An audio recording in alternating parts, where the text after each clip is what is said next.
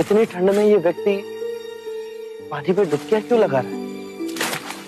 ये ब्राह्मण प्रातः स्नान करने को गए, तो जैसे स्नान करके बाहर निकले तो मेंढक पैर के नीचे आ, तो उन्होंने सोचा मैं अशुद्ध हो गया, महापाप हो गया। तो उन्होंने फिर उस पाप को धोने के लिए 108 बार डुबकी लगाने का संकल्प किया।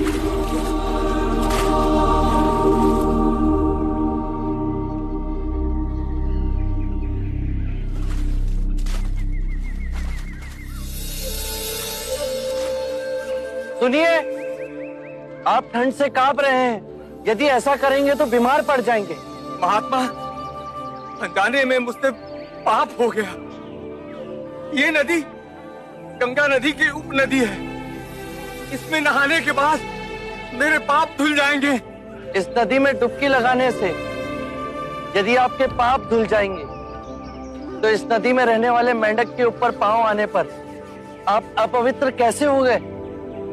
यदि आपको ऐसा लगता है कि नदी में डुबकी लगाने से आपके पापों का नाश होगा, तो इस नदी में रहने वाली मछलियां, कछुए, सर्प, मेंढक, इन सबको अब तक मुक्ति मिल गई होती।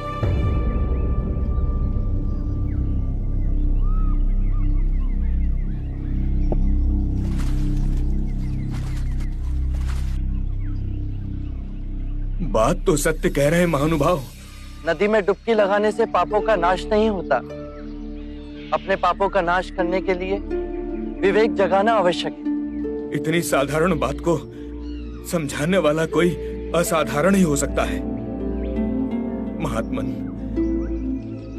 कब से बनाए हुए रास्ते पर अंधे पशु की तरह चल रहे थे। आपने हमारी आंखें खोल दी। हर वो बात जो लिखी गई, जो हमें सिखाई जाती है, जो असंख्य वर्षों से दोहराई जा रही है, उसमें संदेह करना।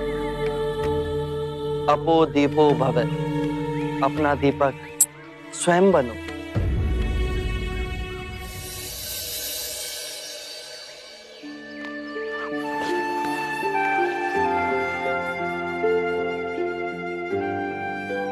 आप धन्य है महात्मा।